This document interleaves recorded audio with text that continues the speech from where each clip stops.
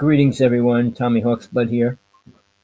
My co-host is right there. I'll let her introduce herself, Tina Bird.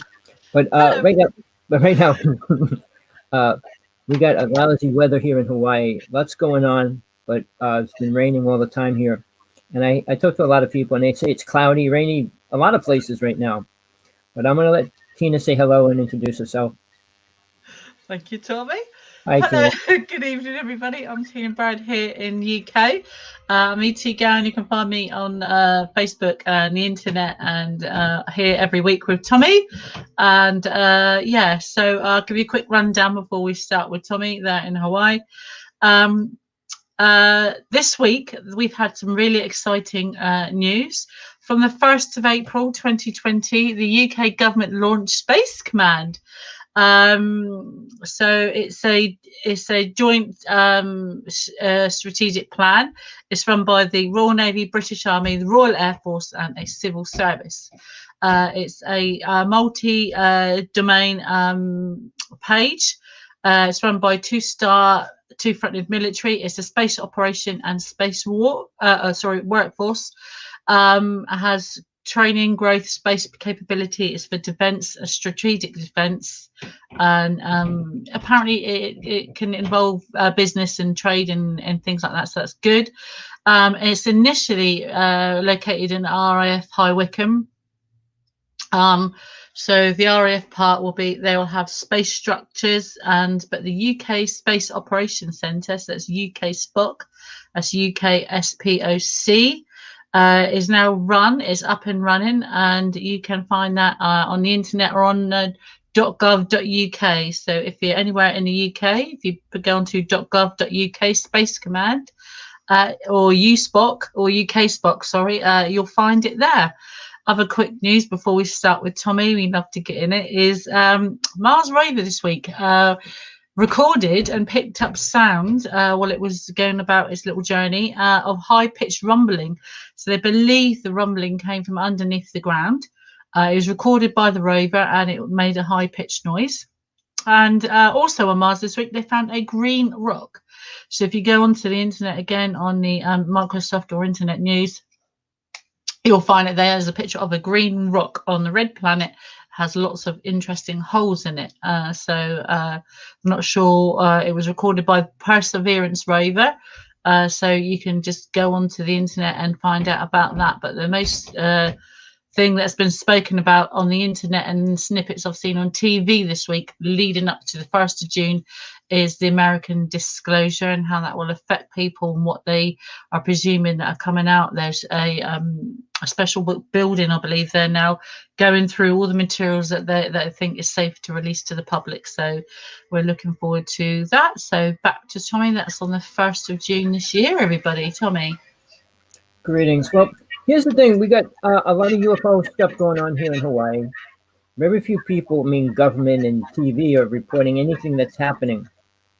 But right about now, if you go out, travel around and ask people, did they see anything? Go to the beach. 1 out of 10 people will tell you they saw. Who's talking? Nothing. My book was moving. No, I hear somebody talking in the background. There's no one here. Where's it coming from? It sounds like it's your end. How am I getting it? Somebody's out to get me today. All right. Well, there's a lot of stuff being seen by almost everybody around the neighborhood. I have all my friends watching the sky, which they see something almost every week at least. And when I go down to the beach, I talk to as many people as I can, and they all see stuff. So I've been working on a deck outside my window. So I go straight out my window and stand there, and I'm up to the roof so I can see the whole sky from there.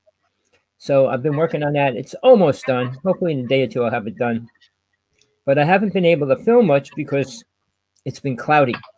So anybody that gets the chance or wants to see a UFO, please text me. I'll send them. It's called How to See a UFO Field Manual. It's a PDF file. I was going to make it into a book, but I figured I'd just give it to people that want to see a UFO. So text me if you want that. All right. Now, the title for today is Truth Beyond the Illusion. All right. Now, we hear stories, and I'm a rebel. and I know Tina knows it by all aspects of it. I like to debate people on lies, especially when they come out with ridiculous stories or stories that are unprovable. Now, Corey Good just came out saying that they found a base on Venus. All right. I said, well, you should know that we have people here right now that came from Venus. At least they said they did. The one woman came here when she was 6 years old. Then we had the one that went to the White House. So I mean, he's telling us stories and things that, all right, prove it, which we don't have the proof of. And then it's like, okay, now what? These people that have been here since the 50s, supposedly came from Venus. What are they doing? Well, the one lady, she almost died. She's still speaking. She speaks up at Mount Shasta a lot. Well, she used to. Now she's very critical, so I don't think she's speaking too much. But she claims she took a body here at 6 years old, and she's been teaching since. She helped create a religion called Ekankar, and I never knew it until I left Ekankar. And when I tried to get in touch with her, she was in a critical condition, but she's supposed to be okay right now. So to talk to us, so we'll see what happens with that. But people, I want you to start looking at the sky. So many things are happening. You need to know that there's something out there other than a tic tac. I mean, people here in Hawaii are seeing ships, not little dots going back and forth around in circles. I mean, we see that all the time, but I'm talking about a real ship. Tommy, you have big. Is it observatory? Do you have an observatory on your island? Of course we do. We have one of the biggest ones in the world. Well, perhaps they could help. There was news this week. I've been trying to find it, but it's been quite quiet and down, or blanketed down, if you like. There was over the sparked a big bit of a frenzy on the internet, and then the next day or the day later, it was taken down. An observatory. I'm not sure what observatory it was, but quite a big observatory, and it was filmed. So it was filmed outside just of the stratosphere, and it was filmed and tracked by a observatory. An object came out of the sun.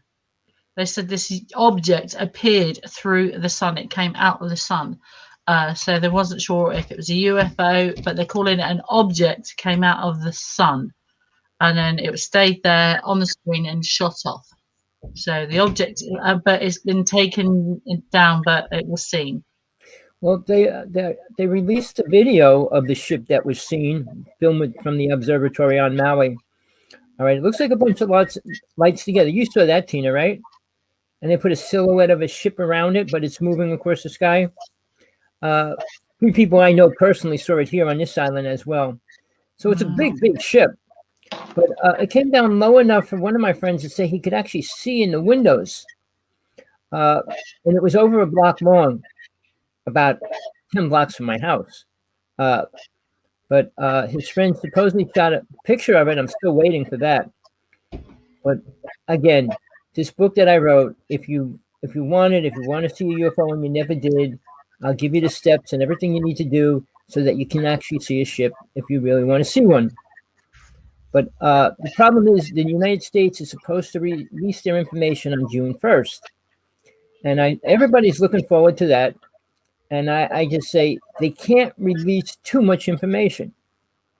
I mean, they're supposed to release all of it, but they can't. They can't tell the world what they're doing. I mean, they can't tell the United States what they're doing, and they sure can't tell Russia and China what they're doing. And I don't see any way that they possibly will. But in the UFO world, we got all these whistleblowers and all these speakers talking about what's going to happen and what they think's going to happen and why they think aliens are here and where they're going to go, where we're going to go. Look, we can't make ends meet on this planet right now. I mean, we got everybody attacking Biden, and I mean, there's nothing else to do than attack the president. So the government is spending their money, which is roughly $5 trillion a year, and nobody talks about that, and they won't. While they talk about other things, I said they complain about this, that, and the other thing. I said, well, look, when you consider weapons the most important thing in reality, that's where you spend your money. And Russia, China, and the United States think weapons are the most important thing. Rather than thinking about people, which they truly don't care about, I mean, aliens care more about us than they do in a way that they always need food. So Now, the truth is, I want to go into a couple of things that maybe Tina could throw some of her stuff in there. I had a lot of experiences in my life. I don't talk about everybody else's experience. I'll talk about what I have experienced, what I saw, what I went through. All right. Mine started when I was 6, and I think Tina started when she was about that age as well. So what happens is, and from my viewpoint, by when I talk to people and when they had their first sighting or was first abducted or first saw an alien and all that stuff, it's usually at a young age. Because here's the thing, aliens can't, and I'm going to say this, people, if you're listening, listen well, because nobody will repeat this.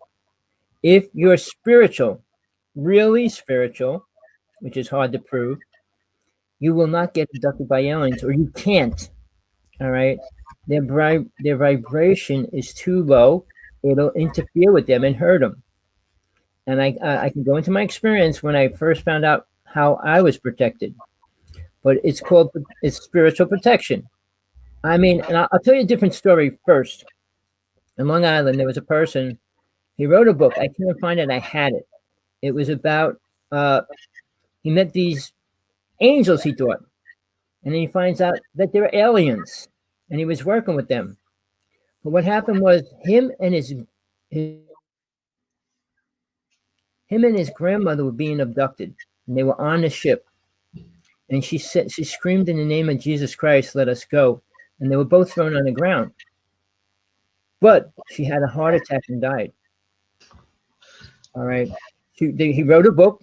I think it was The Angel I Came to Know. I can't find the book. I gave it to a friend. She can't find it and lost it. And I don't even know the person's name anymore, or where he is, or whatever. I know he was involved. This all happened around 2000 because he was the one that helped them reset the clocks for the government and all that kind of stuff. So, because they thought a lot was going to happen, but luckily nothing did. But getting back to the point, I'm going to tell you the story. This is what happened to me when I was 6.5 years old. I was taken to the hospital with my brother. We were both going to have our tonsils taken out. All right. And we were in cribs. They had like these cribs where they pull up the bars on the side so you can't get out or fall out. So I'm on one side of the room, my brother's on the other side, and there's another boy on the other side of the room. So there was 3 of us in the room. My brother was near the window, and the other boy was in the corner, and I was on the opposite side. So it was about 12 midnight, and I was talking to the boy across the way. I didn't know him, we were just talking. And I see my brother stand up in his crib. He walks to the back of the crib. He's a year and a half older than me. And he's screaming, "Tommy, Tommy, Tommy." And I look over and he's like this, right? So I jump out of my crib, run over to the window, and there's this giant light ship coming really close to the window. And I put my hands up like that, with my hands, both palms up on the window and spread them apart. And the ship turned around and shot out into space. Don't ask me why I did it, how I did it, why I did it, but it did. I did it, and it did send the ship back out into space. So that was at 6.5 years old.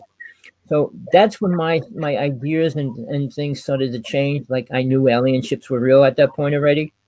So it takes an opening experience that's real that puts people aware. Now, Tina's experiences, now I'm going to give it to you to say that your first experience that you actually remember. So, well, so it's a bit of a backward story. So when I was younger, I remember these things happening, and it kind of dissipated very quickly. So, and it wasn't until I was a little bit older, I had like a flashback, if you will, of them.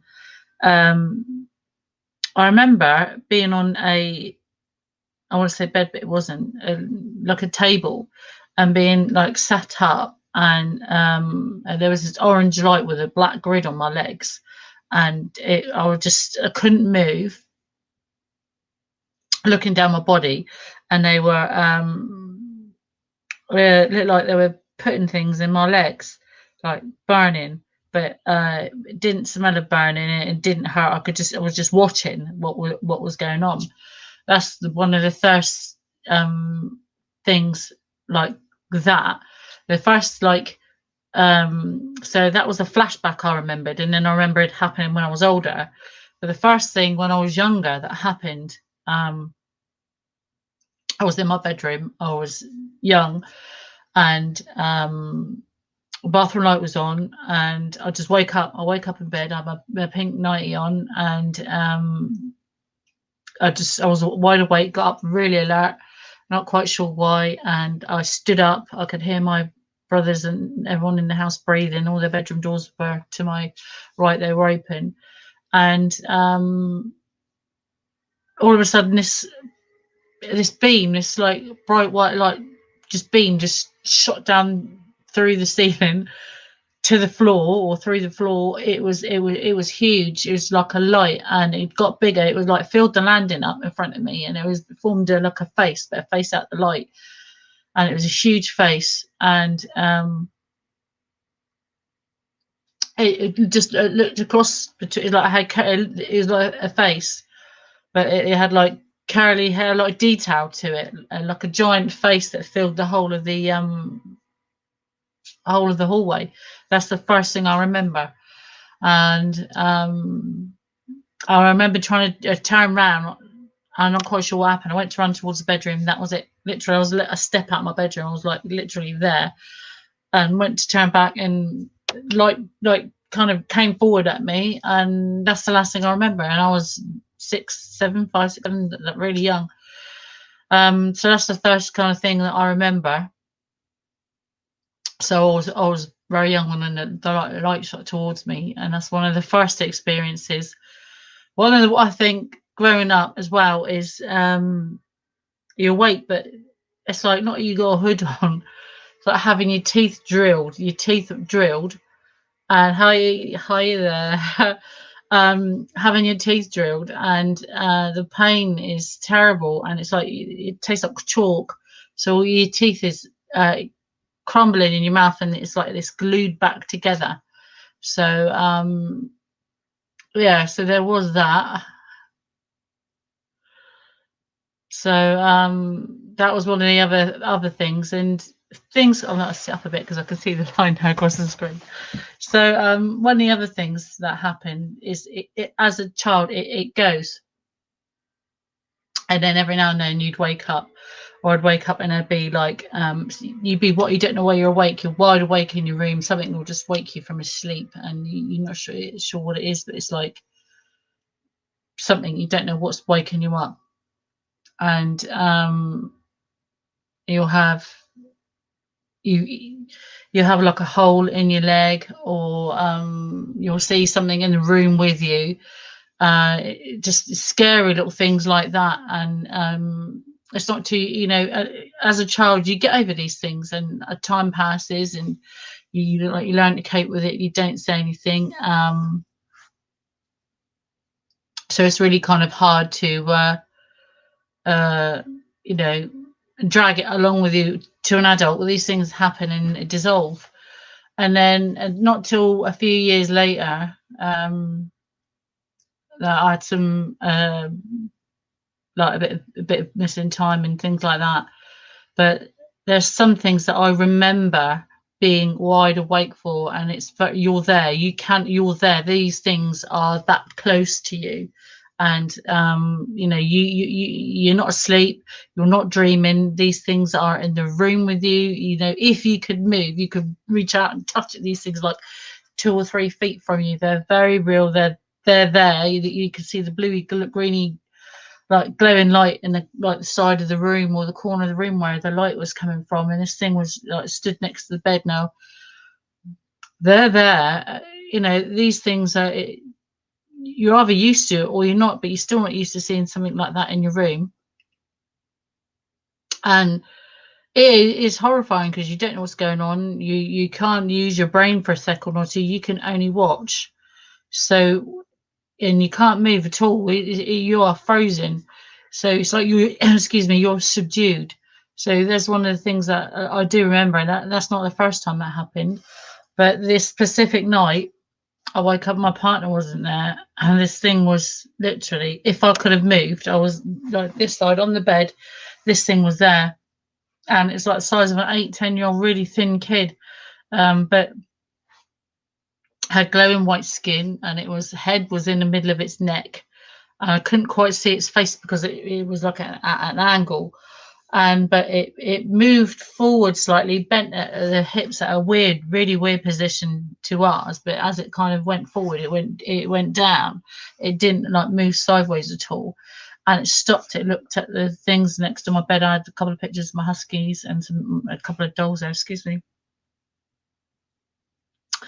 And it stopped, and then it realised I was awake without it moving. So they are connected to people. They are connected to humans in some way. If it's telepathy, or we start giving off pheromones, it's whether we're coming round from whatever they've given us or how they subdued us. That they know it and can detect it. And yeah, so that's like some of the earlier things. There are more horrifying things that you like when they happen to you. Once something happens to you, you're there. You can't unsee that, and it does stick in your head. But it was, yeah. So yes. Any questions so far? Sorry, Tommy, getting carried away there. You're muted. I see that. There you go. You heard me. Greetings. Glad you came on. Do you got anything to say before we keep going? Got any wise information?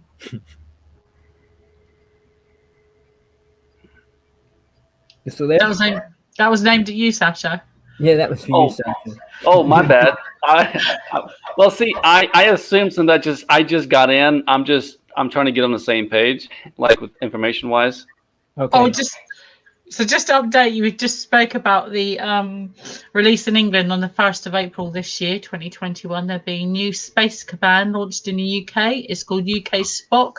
So it's UK SPOC, that's UK Space Operations Centre. And that will involve the RAF, the Army, and a civil service. And it will be run also by the Royal Navy. And they're specifically building installations to house these. And we mentioned a bit about Mars and the rumbling from deep within Mars that was recorded on the Perseverance rover. And we've just been talking about experiences. Tommy talked about one of the first times he remembers, and I was not babbling, but trying to explain the first thing I remembered and the first thing that happened. So, yeah. Any questions? Okay, very cool. No, I just got in. I have no idea. Tommy? Well, like I said, we are waiting for this information to come out. I said we can't bring too much information out at one time, or even half of it that should come out. But in the interim, everybody has two eyes. They have an outside door to go outside. Go outside at nighttime. Look at the sky anywhere between 7 and 11, and then between I'd say 4:30 and 5:30. At the peak times, I see more stuff during that time frame than all night. I mean, once in a while I see something in the middle of the night, but when you spend hours and nothing happens, you get bored. I don't want you to get bored stiff of going out, and then you won't want to do it. So go out a little bit of time, and then you see something. It'll give you a lot more incentive to go out and look a lot more. Well, early morning, about 1 o'clock. Sorry, Sasha. No, you're good. I was just saying I'm usually out around between 9 and 11. Yeah. Well, it's a good time, but Tina, don't forget you're a different time frame than we are. Yeah. 11 hours difference than us. Yeah. So, but here, it seems like right before the sun comes up, everything's super active here. I mean, do you think these aliens care about our time zones? No, but I think. Wait. Let me just say this before you, Tina. I think they care about us seeing them. If they wanted to see us, they would be out all day long. Right. When they're out during the day, they're traveling at full speed, meaning they're traveling at the speed of light. So you really can't see them with your naked eyes. So they're out all day, but you can't see them. But for some reason, they slow down at nighttime. So that's when they probably observe us a lot more than they do during the day. And don't forget, they're not staying here over like my town, your town. They're traveling across the universe. They're going back and forth. I don't know who's got an extra tab open, but their audio is coming through. I know that. I've got my YouTube tab open, but it's muted, so it's not me. Tommy said that when we first opened. So look through your tabs and see if your YouTube is. No. so that way we don't get any echoes. I can hear you, Tommy. It's just hard to understand because you're doubling it. The muffin in the Yeah, I background. thought it was vibrating through Tommy's one. I did think that. Well, I shut my I can hear the YouTube chicken. off. I did it. The rooster. Do you hear it? I kind of Yeah. still hear it. I don't I know. can hear it buzzing, like something's left on. I can hear that. I've only got two tabs open. The YouTube one, but it's muted, and then the StreamYard. Well, I only got StreamYard open. I've only got this open. Okay. It's probably the aliens are listening in too. They forgot Probably to mute. somebody else. Somebody They else. forgot to mute. The aliens forgot to mute their other tabs. Goodness, on my phone. My phone's no, because my phone's not even connected. Normally, my phone's connected to that, but it's not. It's my thingy's off on it, so it's not that. No, Anyway, so from what Tommy's saying, it's been my experience and seeing these UFOs here in England. As soon as it's dark, excuse me, you may just see one or two things shooting about. But about 1 o'clock's normally a good time, between about 10, 11 and 1 o'clock in the morning here in the UK. But there's been times about 12:30, between 1, 2 and 3. I've driven through London a few years ago on the way back down from Manchester, and I've had a few people in the car, and we've stopped and we've seen this, like, I want to say white triangle with this like white thing underneath in the middle of it, just floating about like a bee. You could see it's probably about 200 or 300 feet up, and it was just going about its own kind of business. But these bigger things, if you look on my Facebook page lately, I've just been going out on my phone, seeing these things like flashing up. I take a picture, enhance it, and we're away. Well, I had an experience. I was with the medicine woman I studied with years ago, and we did this retreat on the near Long Island, near the Montauk area. And when I left there, it was about 9 o'clock, and I was driving home for an hour. And I'm not lying about that. The ship followed me all the way. It stayed right on the side of my window, about even with my car. Followed me from all the way up to like Kennedy Airport, and that's like a little. I mean, it's over an hour drive, and it just stayed up there on the side of me, and I watched it and trying to see what it was doing. It just stayed on the side of me, following me all the way. So why? And I always ask myself, why would a ship with aliens on it follow me to do what? I mean, we can't even figure out what they're doing in their ships. Did you ever stop and ask them? Oh no, I've been begging them to stop and talk to me. Come down I your figured window. out. Can you imagine it? I'm sorry. I'm just in a very joking mood today. I don't know why. Nothing wrong with that. Can you imagine it? I think I'd be frightened to death of Tommy. Yeah, I mean, as soon as he told that story, I was just thinking, oh my gosh, what if you just stop and say, hey, you a-holes, what do you want? I do it all the time. I think that they do hide in. I think they have not a cloaking ability, but I think they hide in the light in our atmosphere and stratosphere during the day. And I think it's only when we have different atmospheric conditions that it allows the sun to be seen reflecting back off of it.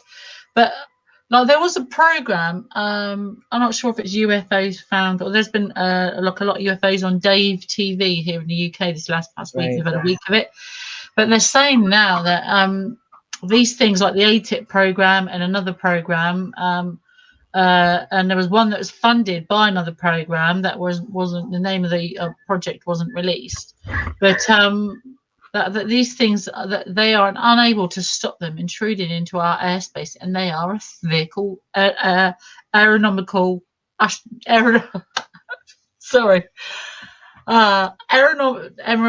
can't say the word, threat to aviation. So they need to work out something, either a deterrent, like a magnetic field like they use. They need to work out a deterrent to kind of stop them from entering our airspace. But if they can't stop them, then they are a threat. With the recent information of our Earth's magnetic shifting like 30 degrees, like Earth, they say Earth is like doing unusual wobbling. it's creating, it's changing the magnetics and everything. Could that be an issue? I mean, from their end? I mean, I think, well, so that something that people don't really seem to understand is that the Earth is like a washing machine cycle. Every 10,000 years or so, the magnetic fields or the Earth polar caps melt and they slingshot round. This hasn't happened. We're a few thousand years overdue for that to happen. So that could have something to do with it. See, people think global warming. It's been a lot warmer in the Earth before than it is now. So people don't seem to realise that. Like Britain used to be a tropical island years ago, millions, hundreds of millions of years ago. So people don't seem to realise that. So there are a lot more aspects to it, I think, than people seem to realise. But yeah. But on that note, they did say that they found, is it an object or some kind of structure in the middle of the Earth radiating heat and neutrinos? Well, if they start releasing the truth, it might be a little beneficial to everybody.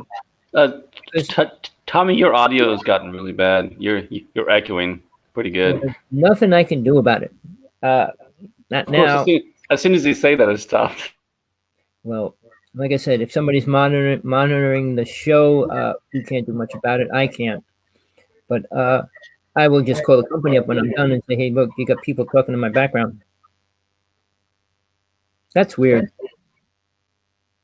Ask them for the lottery numbers. See, I can't hear that. I don't know what I can do. There's nothing you can do.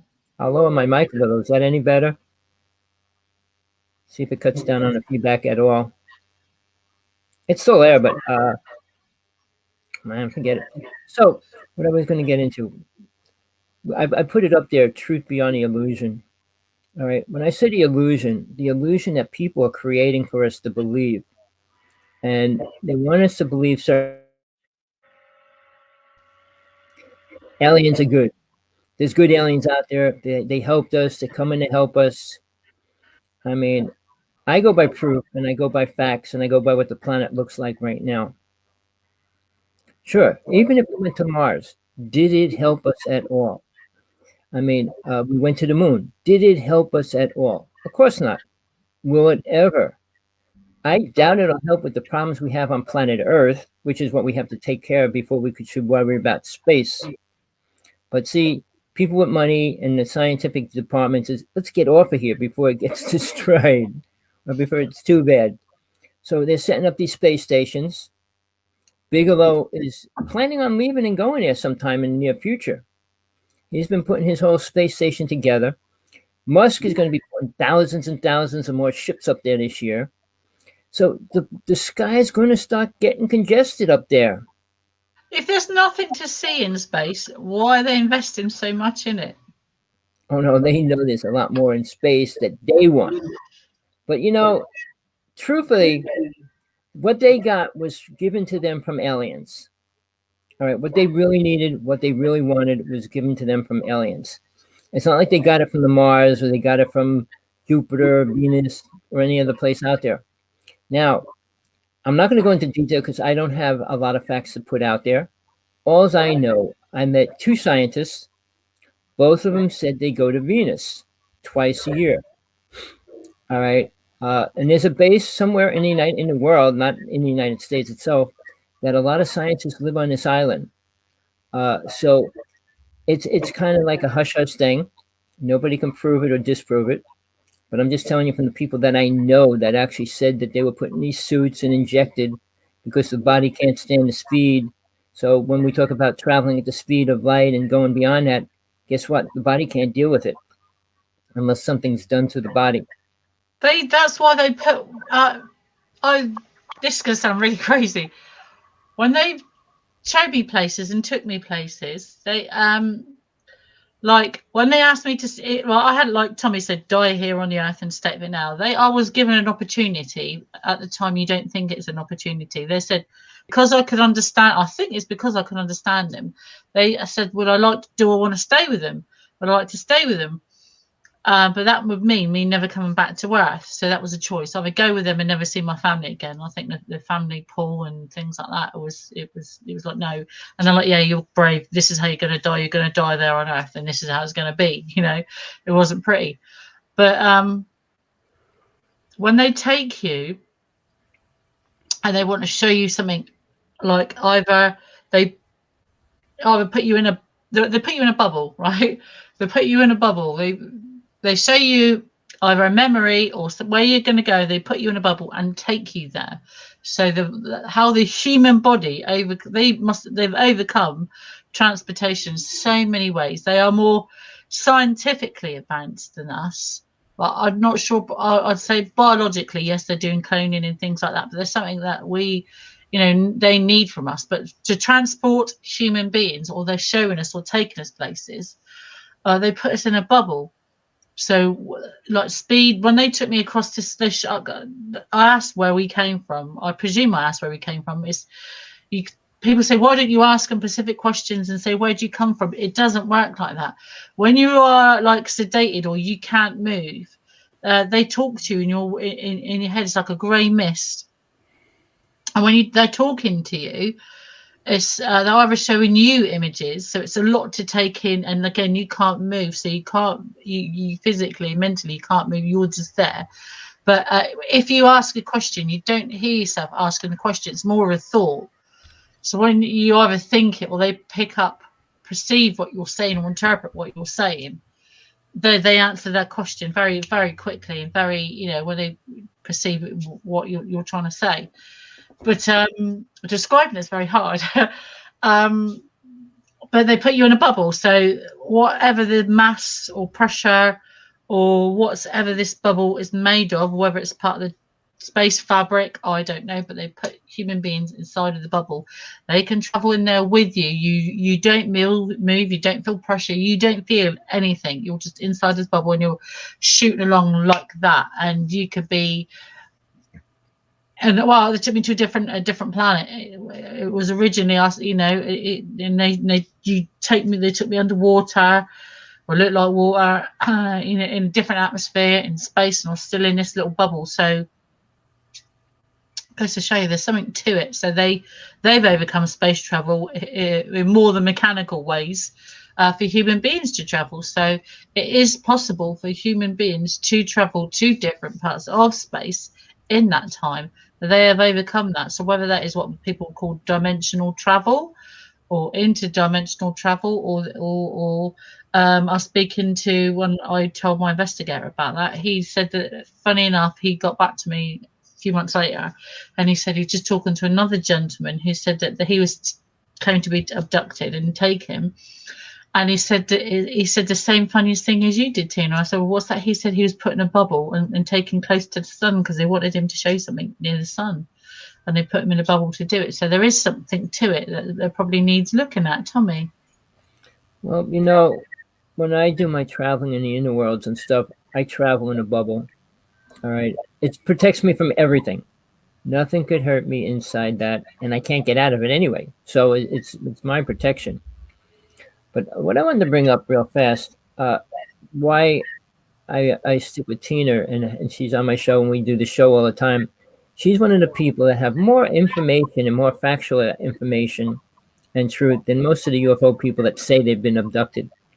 But I want to ask you, Tina, now, I know when you had that operation and they filmed it, and you said you went to court to get it, you can't go to the state and file and say it has to be given to you under the citizens' rights of public information when it's your own information. You can't take it.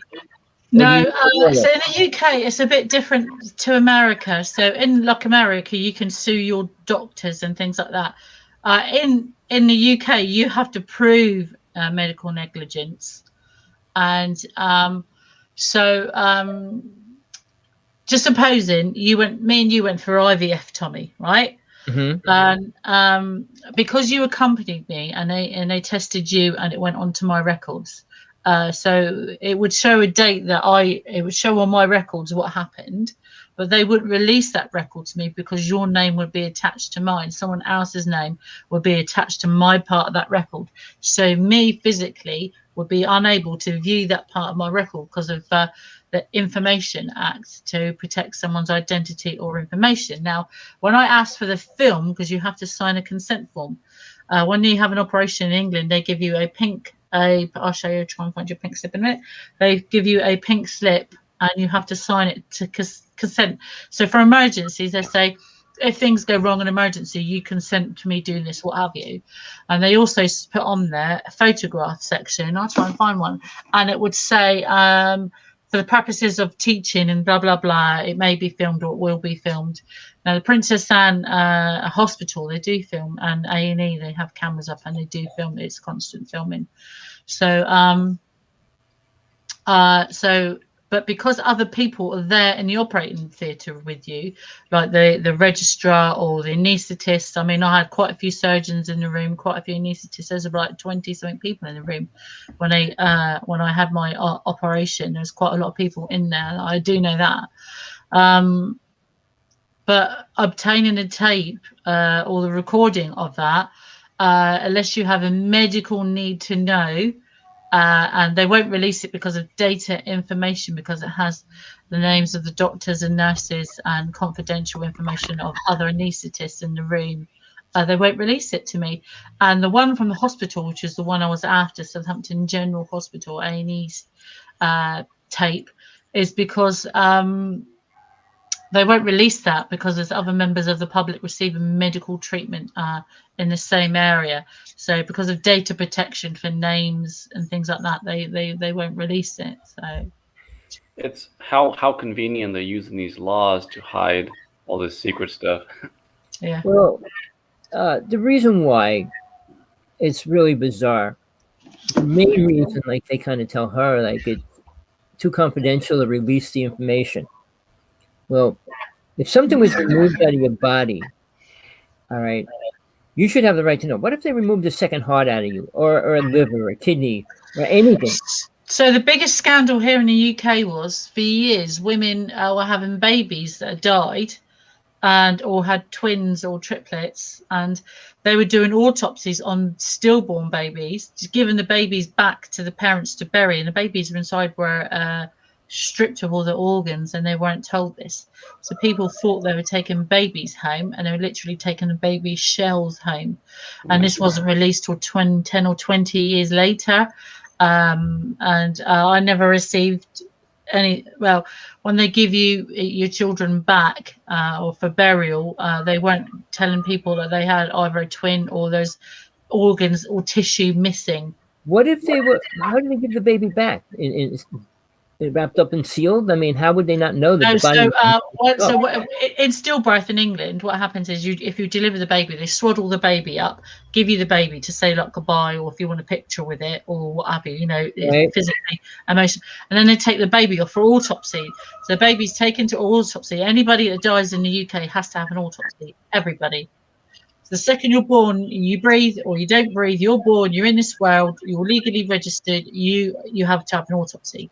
So they take the baby away, take the heart out, take any tissue samples they want to look at, and like sew the baby up, put a baby girl on the baby, and then take it. The undertakers take it and put it in a coffin, and off it goes. 9 times out of 10, they incinerate them either at the hospital or given to the families to bury. Now, it wasn't until about 10 or 20 years later that someone blew the whistle that they had taken the same hospital that I was at, by the way, I believe. They were taking organs and tissue samples, for pathology and that, and not returning them to the babies or families. Is it possible for them, like if you had twins, could they take one of the twins without you knowing it? That was one of my court actions. It was Townsend Solicitors in Bournemouth. I engaged in that because on my release papers, they just told me about one baby, and it wasn't till it emerged it was 2 babies, and they cut the cord. One suffocated, and the other one died of blood clot, but I only ever got one back. Wow, that is crazy. So this was the start of it, and that's how they found out other things, and that led to my hysterectomy. Just to get you a little Now, don't get offended by this, but I'm going to tell you something that I created and I put it up online last week. Now, basically what's going on in the United States, they call it a black and white issue. I did a show on it last week. I said, it's not a black and white issue. I said, first off, there's no such thing as a white person unless they're an albino. Second off, it's a shade of brown from light brown to dark brown. So what I came up with, I said, when the black people say the white race, they should be only talking about two people. The two people are the British and the English. Why? When all the people that came to the United States, Washington, Jefferson, they're all British and English. They're the ones that created all the laws in the United States after they stole them. And they're the ones that created slavery and all those words. Those two races, not the Spanish, English, Germans, Russians, all the other races. So when they say the white race, they should be talking about the British and the English. Let me just stop you there. No, because you hit the button there now. It was the Dutch, actually. King Leopold, the Dutch were the biggest people that enslaved people. The British people were the first white race, as you so-called put it, that were on the side of the slaves and that stopped slavery and that helped stop slavery.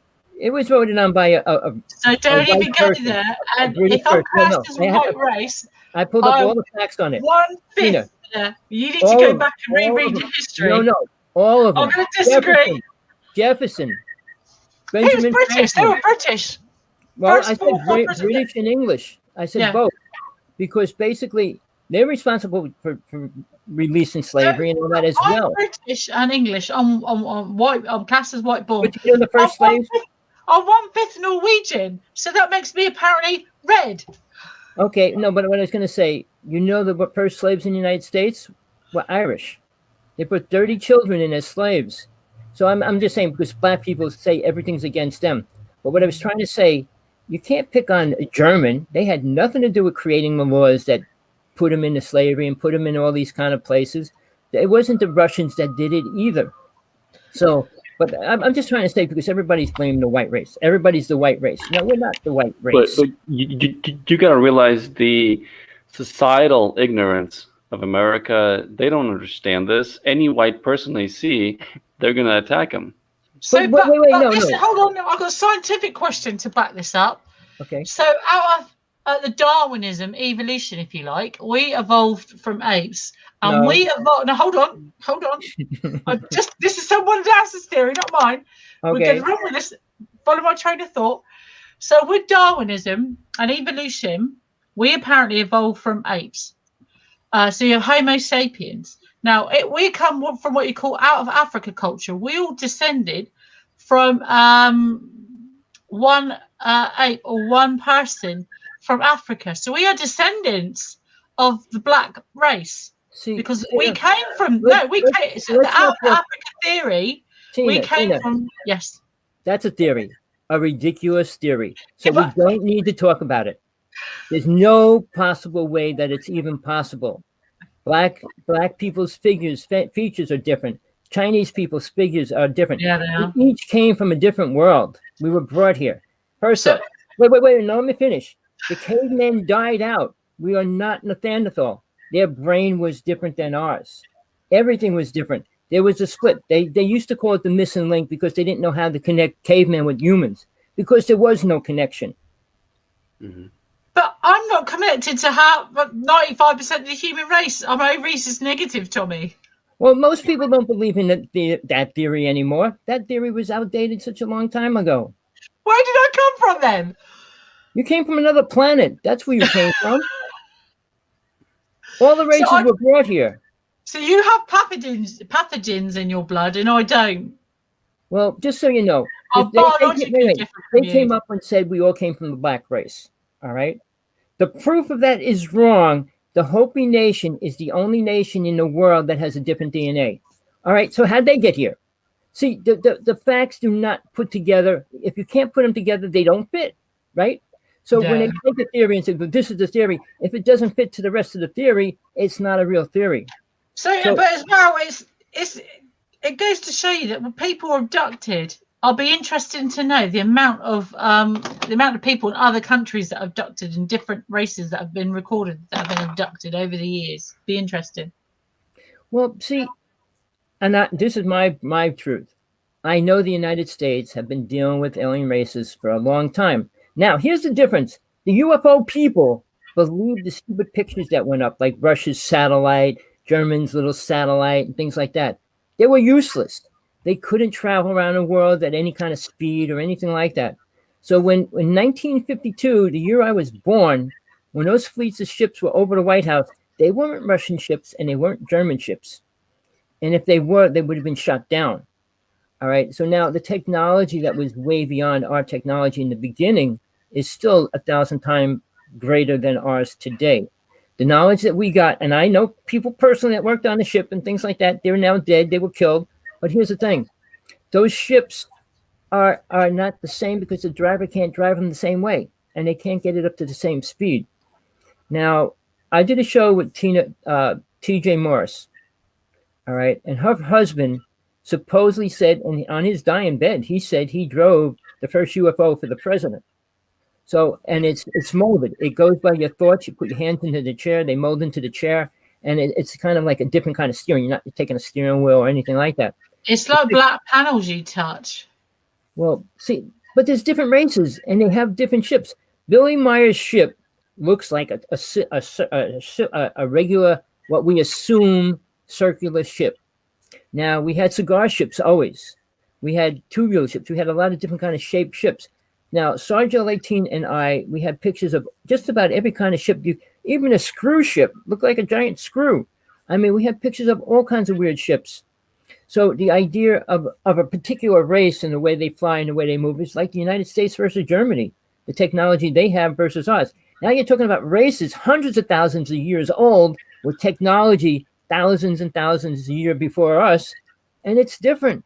And what I'll say, wait, let me just say, when they brought information to Tesla, he was given the most dangerous information ever given to this planet, and he did it. He released it. The United States took most of that. They gave the leftover stuff back to the country where Tesla was born, and they created Tesla's museum. But the United States took all the weapons. There was 50 weapons given to them. All right, and that's the highest technology. It's the worst weapons on the planet. So alien races knew what they were doing. I mean, they can do. I know it for a fact, but time travel does exist. Aliens could do it much long time ago before we could. A long time ago. All right. So for now, the other word that I mentioned already, out of place artifact, means something that can't exist in the time frame that it's in. So is it? What was that? Is it possible for them to have already screwed up our original timeline? Well, we screwed it up more than they did. All right. Oh, okay. Now, I think they were much more aware of time travel by the time it came to our time generation, because way back when they invented time travel, they probably screwed up, and that's why the pyramids of people, everything changed. But I mean, I think it's a lot simpler. I think we've just going back to the race thing. The cultures that was segregated, like high up in the mountains or mountains, and Australia, places like that. The technology has been passed verbally down, and they've kept that going through generations. In Egypt, they've had so many wars, so many dictators, and everything's taken over. They've lost so much of their technology nothing's been passed down. And I think we've lost such a lot without all these verbal traditions. Well, but Tina, here's the thing. The Egyptians were, you can do that. Egyptians were not spiritual. People think they were. I don't know why. The whole theory, all their theories, all their hieroglyphics point to reincarnation, but not the way that they can do it. I think they look quite torturous, actually, to be honest with you. They were all evil. Everybody, we had gladiators. We had all kinds of sick belief systems in the United States and around the world. I mean, it came into the United States when they put Thai boxing in. I mean, they fight in Thailand to death. But here's the thing, getting back to the time travel thing, they could take what I was mentioning. They can take an object and put it in our time frame, and we discover it. All right, and the technology, which will go beyond what we assume now, What if you take a pyramid and put it somewhere, stick it under the ground? The technology to shrink things and make things bigger. I said, now the other thing is people assume a ship has to be a certain size, people have to be a certain size. What if one cell is a giant city in the universe or whatever? We don't know that technology because we're not there yet. I've seen these. This should. Wow, it was like a submarine. It was like it looked like a submarine. This thing must have been just a guesstimate, like 25 football pitches long. If more than that, human beings didn't build something like that. I can tell you now, we don't have the technologies for something that big. Never. It's time for me. Yeah, sorry, go on. Did you ever hear the name Jules Verne? Jules Verne? Yeah. He went to the moon, didn't he? He wrote a book. Well, he wrote books, but he in his mind he invented every invention we have. Submarines, diving equipment, you name it. And he was a visionary, for a word. And he created all these things and did the stories about it. And they all came true.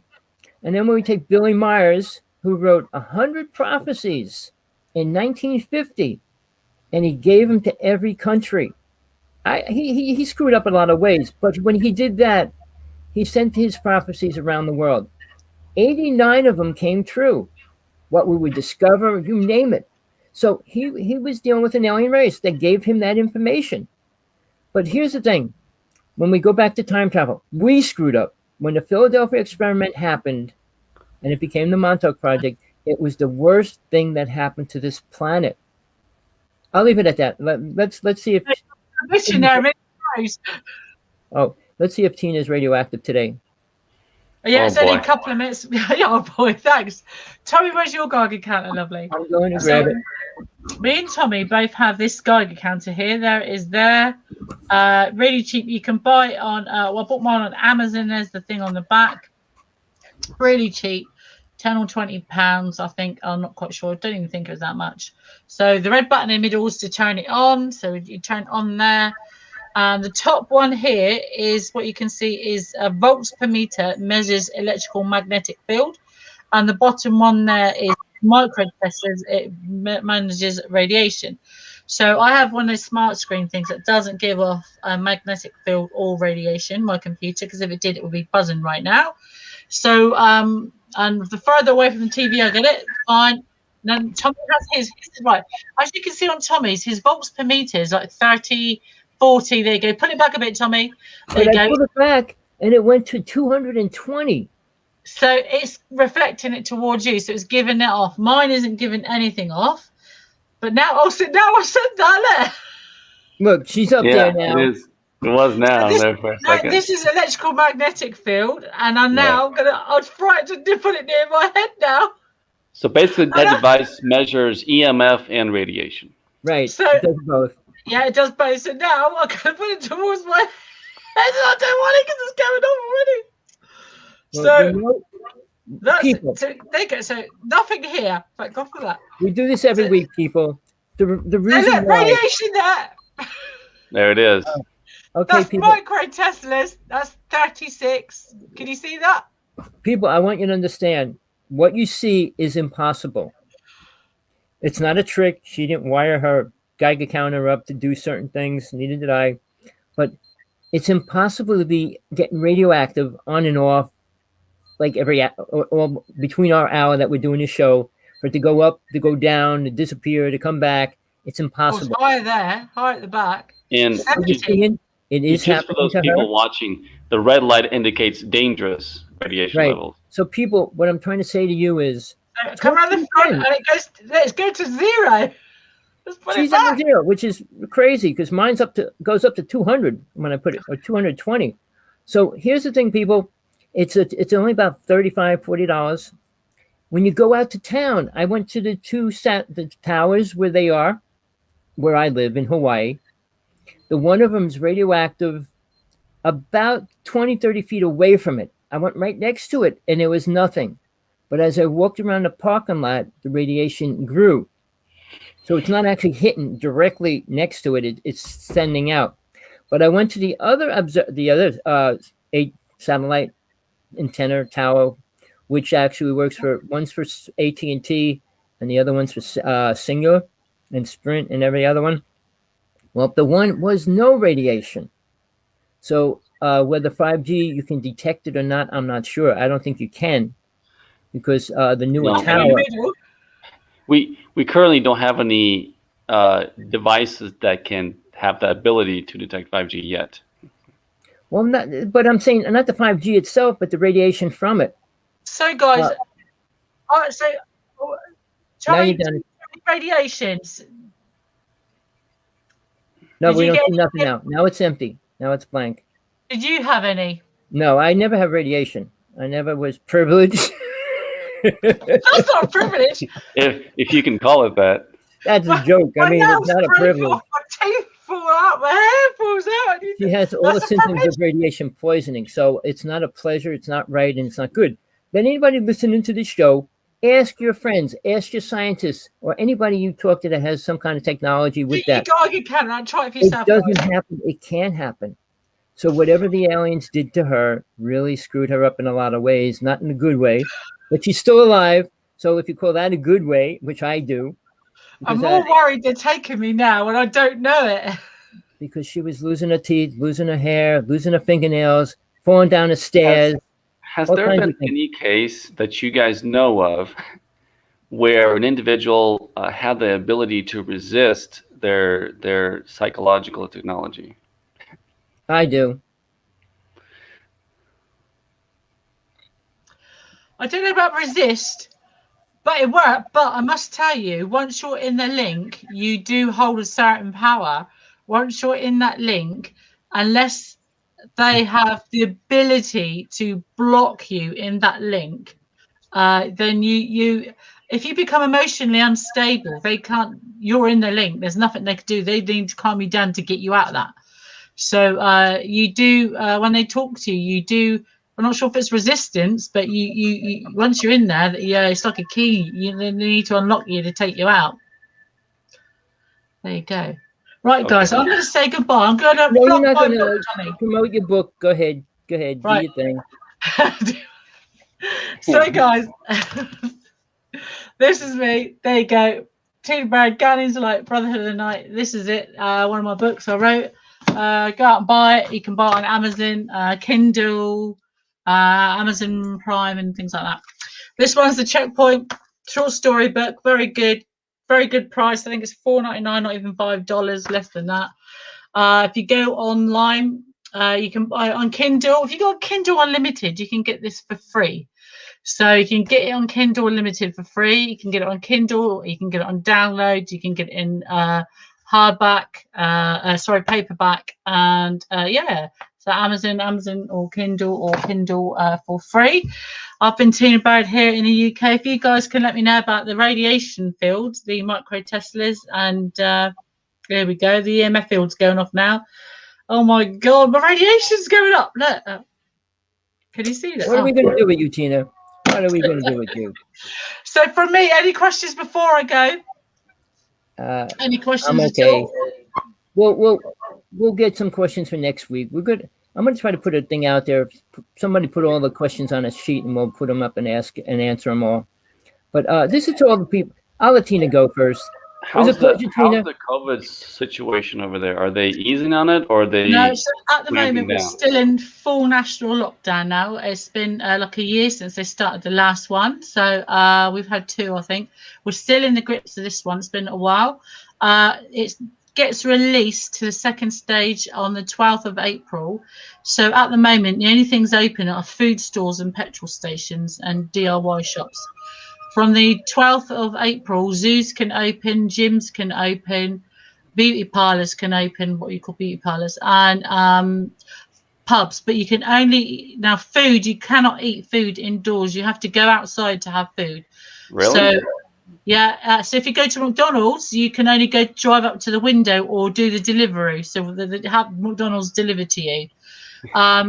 So if you went to a bar for food, you couldn't go to a bar. You'd have to order takeaway for it to be taken away. So so you can't eat in anywhere in a restaurant, anywhere for a meal for another month yet, another 5 weeks. And then if the death rate stays down, then you'd be able to eat food inside. But if the death rate goes up, we'll be going, back up again. But everything's still shut for another week. And so all non-essential shops open on the 12th of April. So yeah, that's how it stands. We're still getting deaths every day, but it is coming down. They've just vaccinated over 31.5 million people now. That's first jabs, so they're just waiting for their second jab now. I've had the AstraZeneca. My partner's had the AstraZeneca, so has my mother. All my family now been vaccinated. So we're just waiting for their second jabs now. So yeah, that's how it stands here in the UK. Is everybody okay in the family members? Because AstraZeneca is the most dangerous of all the vaccines. I suffer with a lot of bruising and things like that anyway. I've had a few bruises and I haven't quite felt right. But I think that's just been to like seasonal flu. But apart from that, I was okay when I had it. I didn't feel well for about half an hour after I had it. An hour, I didn't feel right. The next day, I felt awful. I was in bed. I couldn't move. I was terrible. I had a fever. I had a sore throat. I was terrible. Took paracetamol. Still bad. By that afternoon, I took paracetamol. By that evening, I had a bath. Next day, got up, fine, good as gold, no problems. All the issues went away. Well, I just wanted to say the second one, they actually released the thing up yesterday saying the second one causes a lot more problems in people, instant problems after they get it. The Pfizer apparently is the best protection, but the AstraZeneca is really good. But they're saying it's worth the risk of the blood clots. But if you take aspirin, then you're not going to have blood clots, I should imagine.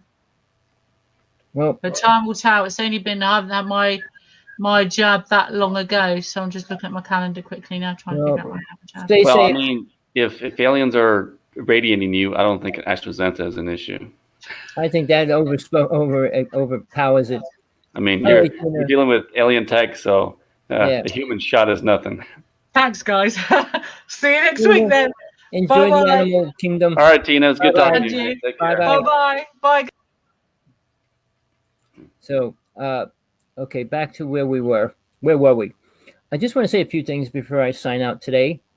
The vaccine is being spread. They're going to release it to children now, up to 16. They okayed it here in Hawaii anyway. So they're okaying jabs with newborns now. Well, not everywhere, and they're saying it's they can't give it to people under 16 until they prove it a little bit better. But my cousin's daughter had it. She had it. Her son had it. Now my brother's daughter had it. Her husband got it. Her 3 children got it. They all had it at the same time. Now the daughter had it the longest, and she's just getting over it now.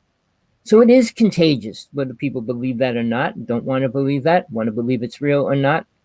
You mean an individual that gets the jab when he's near with somebody who hasn't, they get that infection? Well, here's the thing. They don't know much about that. I can tell you a person I know got the injection and she came down with it the second time. Mm-hmm. All right. Right there, it tells you something's wrong, that it's not as perfect as they think it is. Yeah. But in the United States, people are rejecting, and they're going to be lifting all the things now. And then I don't think they'll be able to reinforce it again. They'll be able to do that again because people won't accept it or don't want to accept it. Right. So, I mean, right now there's riots in other countries and everything still with that and dealing with that.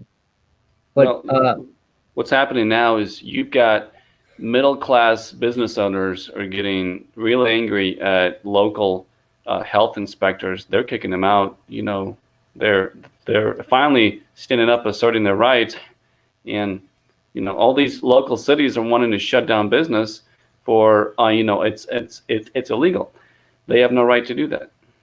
Well, you know, I have a friend that talks about freedom. We don't have freedom in the United States. You can believe whatever you want, but we don't. As much freedom as we have on this reality, you know. Well, it's very little, is what I'm trying to say. We think we have a lot more than we do have. Right. So, this whole thing with marijuana. You try to get that through someone's head. You know, good luck with that. Well, no, people think they have freedom. I can do what I want. Well, you could try. You could try anything you want. All right. But when it comes down to the paperwork and the police, it's a different story. So what I wanted to leave everybody with is, I want you to listen to these shows out there, the UFO shows. Listen to these speakers. Listen to what they're saying. And 90% of them are still talking about Tic Tacs. What is a Tic Tac? A light going around, circles moving around, and stuff like that around a ship. So what? Does it affect you or me? Nobody in the government world is talking about what happens to people like Tina. And she even said it. She shouldn't have to pay for protection, because she doesn't have it. If they can't protect her from being abducted, what good are they? So when we say, oh, we're protected, God protects you from what? I mean, Lucifer is attacking you? No. Is Satan attacking you? Maybe. Insurance companies should start providing alien insurance. Well, they should do a lot of things. I mean, medical doctors should allow for abduction and possession, which they don't. Yeah. I mean, people that get, and I'm leery about that, because I was joined to MUFON, and I did. And I was going to become the head person of MUFON in Hawaii. I knew the person that was, and he was a drunk and all kinds of problems. So I was going to try to get it. But what I found out, okay, first off, Bud Hopkins created most of the ideas about it. Bud Hopkins never met an alien, never saw a ship. What proof and what knowledge does he have of it? People that talk to him. Now, he created a way to determine if a person's really possessed, abducted, or making it up. Really. And I did took the test and everything, and it says, well, you analyze their conditions, how strung out they are. If you see an alien, I promise you, you will never be the same. And right after it happens, you will not be sane. So when they say, well, he was over this and had to be imagining, I mean, if you don't have the experience, which I did, you can't say what a person's going to do, how they feel, or how they're supposed to really look after they see an alien. All right. Personally, I know a few people that, so what, like me, medicine woman I deal with. So what? She sees them all the time. She works with them and everything else. So there's a difference when a stranger is walking down the street and an alien comes up to them and they see this skinny thing walking with a big head. What do you think they're going to do? Laugh and say, oh, well, that was funny. We're conditioning people to try to accept it. So, and that's what all these things are. I would ask the alien what its name is. Well, I'm sure they have. Well, the one that we worked with, the U.S. government worked with, his name was EV. EV. I don't even know how to spell how you spell EV. EVE. But basically, it lived inside a place where they kept it for a long time, and then they had to kill him. But you watch those ancient alien movies, the alien movies, autopsies and stuff like that. The one they had the alien in the room and they were interrogating him. Oh, and, way years and years ago, yeah. And who was it? Whitney Schreiber was watching it, and he started crying. Oh, what did I do to the guy? Oh, what did I do to the guy? I remember when that Area 51 interrogation of the UFO video came out. It was a viral hit with a lot of people in the early 2000s. Well, to this day, they tried to prove a couple. There was about 4 of them that came out. One of them they could prove was fake. The other one they couldn't prove anything. The other one was so close to being real they couldn't prove it real or not. And even the one that was, they actually put it in Playboy magazine. What? And yeah, all the pictures and stuff. But that's a funny story. I have to tell it to you. Okay. They were going to put. They said Playboy magazine's going to show the actual footage of alien autopsy. So I said, I got to get it. So in Jersey, where I lived at the time, most of those stores are run by Native Indian people, from Hindu people, and they like to stay open 24 hours. But I walked in the store and said, did you get the new Playboy magazine that has the aliens in it? What do you mean aliens? Well, they're going to show real aliens in it. And he goes, aliens with breasts? And then and he goes, I got to see that. And he was looking to see it if it was like a model of a sexy alien. But they did put it in there. Funny. But it was just funny when he said it to me, aliens with breasts? Like, he didn't think they would have them. Yeah, he probably saw that as an opportunity to get more customers in. Well, it was just him and me. And it was just hilarious when he said it to me. And he had to look through the book right away. And, yeah, that's funny. But all those things that came out when they were done, they were said real. But see, people think because somebody says it's real, does that mean anything? And the same as I say, all writing is not real because it's on a piece of paper. How real does it have to be? Now, we can go into that because all the stories of aliens that were written down. Now, Travis Walton that did the movie, he wants to do that movie over because he said too many facts in there were wrong. But he still doesn't know what really happened. So if he rewrites it, does another movie, it's still going to be partially true. Tina's one of the few people that has communication with them being abducted. Somebody needs to get those two together and get the movie right. Well, no, she doesn't have to tell him because what they did to him, who knows? Because suddenly he's just, the other thing I wanted to bring out real fast too is most people that say they've been abducted turn around and say they're spiritual now. Right. They go out and try to do spiritual healing. Even Travis Walton, I've been waiting for him to get back to me. He has this big hand, I mean a real big hand, and he does healing work with it. What's that supposed to mean? I mean, he goes, I'll explain it to you. But I can go into a few other names, but I am not going to go into it. But people selling magical wands and this, that, and oh, this has this technology. People need to be aware. There's always peddlers peddling false things. Mm-hmm. A traveling salesman comes by and sells magic mystery cure for something. I mean, they did it in the old days, and people believed it. And they were gone before they realized they were. I can go into, because I was a magician, and the tricks that they used to pull on people to get money from them was mind-boggling. And more people gave their money over for things. I was doing sage magic for years. I was doing a show. We were doing magic through the ages, from caveman to the future. I did this routine. I came out as a traveling salesman. And it was something like Magic Mickey's Miracle Milk. And I took a sip of it, right? And I took this steel bar and I twisted it up, right? Then I took it and poured it on my head, and I had a wig on. I pulled my wig off, right? And then all of a sudden, in the middle of my magic show, in a school, there was a line of people, women, children, in line with money in their hands. They all had $5 in their hand. I could have sold it. Did they not understand it was stage magic? No, they were ready to buy it. The parents and the children. And there was a line there. I said, this is a magic show. Please sit down. I mean, I could have just taken the money and ran away. Oh, my gosh. If I was out on the street, I could have taken everybody's money and given them a bottle of milk. But it blew my mind. In the middle of a magic show, these people paid. You could have been a billionaire by now. Just buy like 2-3 milk cows. Yeah. No, my trick. No, I said, I could have made a lot of money. And here's my theory. And I shouldn't say it because somebody might even try it. Well, in magic, they have this, they call it invisible string because you really can't see it much with your naked eye. Mm-hmm. And that's how they do a lot of little levitations with things and stuff. So I said, well, let's just get a box, wrap it up, and say invisible string and sell it for $25. Mm-hmm.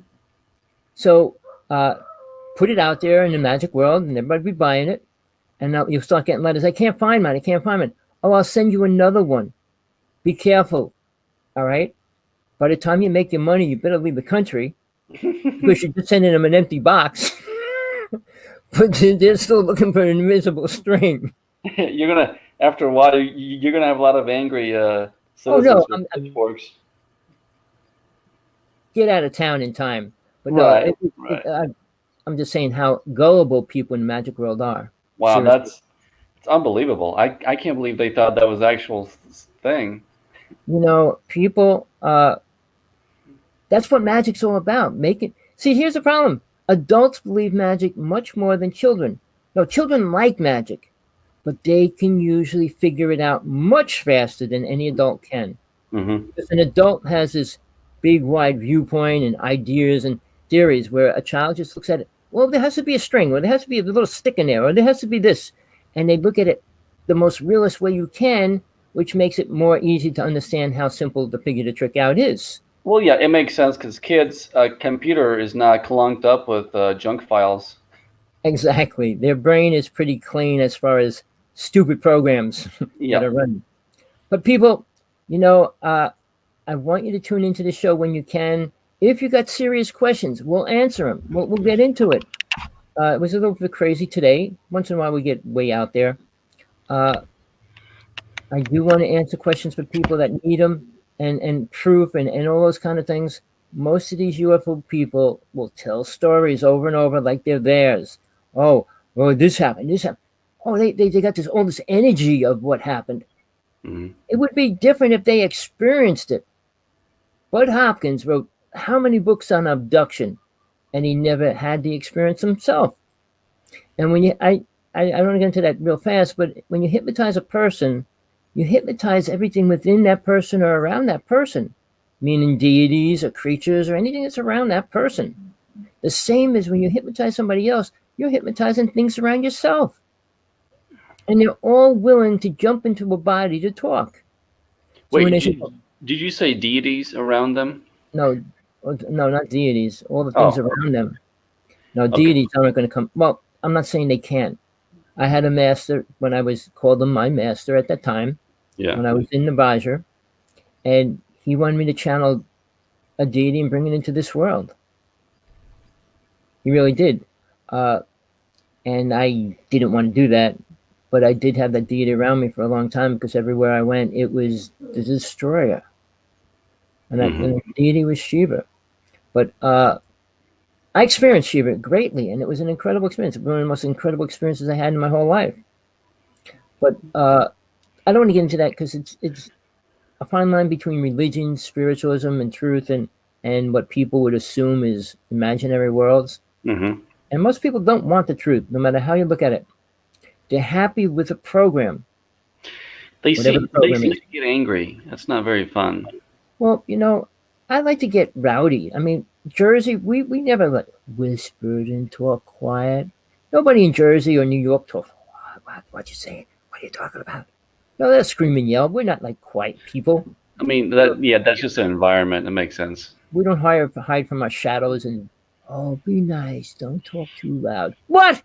What are you talking about? Wake up, people. I mean, I'm willing to go there, and I don't mind it. But I was going to become a preacher. I did a UFO conference, and I pretended I was a preacher. Did you ever watch that TV show called Preacher? No. He somehow got the powers of God, and he was just one adventure after another. It's pretty funny. Really? Yeah. I did a UFO conference. We used to, Sergeant 18 and I lectured for global sciences for a couple of years. They were the number one UFO conferences in the United States. They did it in every state, two a year in different states. But what I was trying to get at, we had people from all over the world come to it. We had all the speakers. I know most of the people and all the good people that died. So yeah, I was in it a long time before these new folks came in. And most of the new folks, if you notice, all have money. Even Stephen Greer wasn't very rich, or at least he didn't have it at the time, suddenly had lots of money. I had a person who did all the research on him, trying to pull up the files where he actually worked as a doctor, where he worked, and how long did he work. Couldn't find any evidence on any of that. So, I mean, all the theories that he was a doctor and then he became this UFO specialist, like how? And then all the claims. I'm willing to debate people about their so-called truth, where they got it, how come, and why he just came out with it. I mean, 2 years ago, he was dealing with the pencil alien. It was about the size of a pencil and called it an alien, only to find out about a year later that it wasn't. I mean, but he went on and on about it being an alien. Okay. Get into before I close out today. Stephen Greer, with other people, are trying to teach people how to communicate with aliens. Oh, the good aliens. Now, first off, why would you want to? And what do you think it's going to do for you? And show me one thing that's helping mankind because of that. Stephen Greer has been in the UFO world for 30, let's see, I've been here since 2000, so 20 years roughly. He's been active 22 years even. No, even more than that. But whatever. He has no proof at all. And he goes on about all these things, what he's going to do, what all these new people coming in are going to teach us. And the other word that they're using is ascension. Oh, you work with aliens, and now you're ascending master, ascension. You could teach people how to ascend, and go into ascension. They don't know what the word means, and then you got Yeah. Wilcox and Danny Brinkley teaching the rainbow body, which is mind-boggling because the Buddhist lamas that do it are, I say, spiritual for a word, and they're much higher than anybody around them. And there are very few of them actually do that, but they do, and it's been filmed. Nobody else ever filmed that. And to say that, oh, I can go in my rainbow body, no, you can't. It's not something you can pull out of your hat, and you're not going to study it in 2 weeks and be going into your rainbow body. I mean, there's all these things that my partner's a Buddhist, and she wanted me to bring it up in front of him, which I did, and confronted him. I said, check it out. When you get a name and you get words that you think you can do healing work, like Travis Walton, suddenly he's got a magic hand that does healing. I did a conference, a UFO conference with a woman who worked for the government. She went to the moon and all that stuff. But a year later, I went to bring her on my show, and she's writing spiritual books. What do you think what do you think aliens tell people if they're actually working with an alien? It's all mind programming, mind control. And I'm not going to get into everybody's name because there's 90% of them are telling stories that what programs are still programs. Mm-hmm. And I mean, people want to believe the Anunnaki can help us in this. They never helped us. They never did anything good for us. So we shouldn't even be talking about them. And we want to make it like a big name in the UFO world. So the two names that mankind should really worry about are the ones that are here. And the good ones that are here can't do anything for us because the bad ones won't let them. The reptilians, the Greys, the Nordics. All right, the Nordics are not good. And the Mantis. And they're all the ones, the Draconians. Okay, you could throw them in there as well. They all have their things, and it has nothing good to do with us. The tall whites are bad as well. They're the ones like strawberries, right? Oh wait, no. Sorry, did I say tall whites? I meant the Nordics are tall, white, blonde-haired, and everybody thinks they're Jesus or spiritual beings. Jesus. But the tall whites are the only race that are not really evil for us. They wanted to help the United States. The United States turned them down. Now, people, just so you know, I can't give you the facts directly, but I will tell you I got them from the most important elite group of people in the world, and they're called MJ12. They control the whole UFO world from inside out, from beginning to now. So when the president says this and all these other people say that, no, the one that I knew is dead, so I can't even go to him anymore. But the information I was fed, I was supposed to get honey that would cure any sickness on this planet before he died. Now, if you watch the X-Files, the movie, the real movie, X-Files, the first one, it was all about a beehive and a bee and all that. It was really taken from the information. X-Files has the most important information in all the shows that they did. Did your friend, at least before he passed away, tell you anything about what kind of species of honey it was or anything like that? No, he just said they were raising bees. That's here. So again, that's what the X-File movie showed. But that's when she got bit by the bee and it was dying and turned into one and everything else. But the story is a little bit twisted, but X-Files always had the facts. They put the first show on TV about the Jersey Devil, the Bigfoot, and all those kind of things. And everything they put was an actual file taken out of a police department.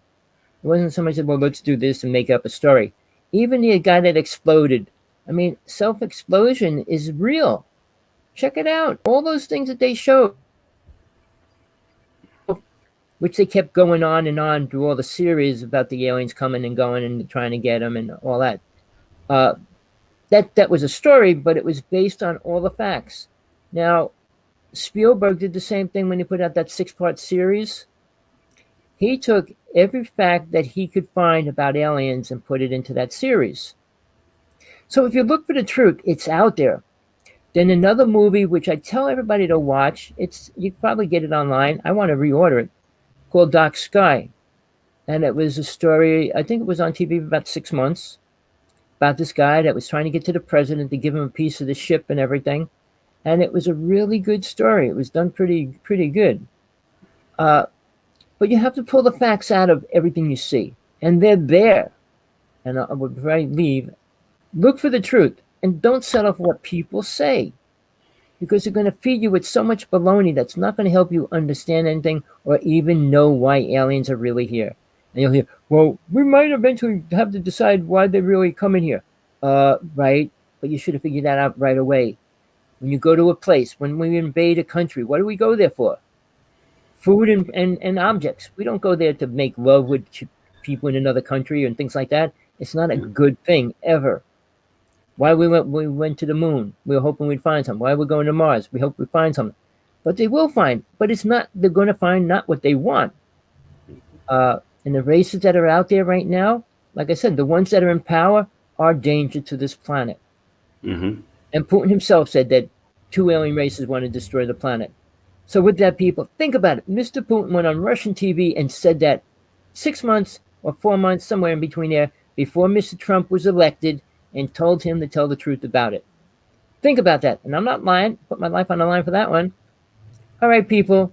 Hey, thank you, Sasha, for coming on. Yeah, thank you. Till next time, you heard it here. You want to hear more? Yeah, ask the questions, put them in there, send them to hawksblood1all.com. If you want any of my books, my first 2 books are free. I can send them to you as an ebook. You want a book on how to see a UFO? Send me a text, hawksblood1all.com. And you will be able, I'll send you a link to a PDF file. I'll give you a PDF file, which is about a 200-page book on how to see a UFO. And if you read it and listen to it, if you follow it, you'll be able to see a UFO, I promise you. All right, with that, peace, love, compassion, whatever you need in your life, hope you get it. Hope you're looking for what you really need. Till next time.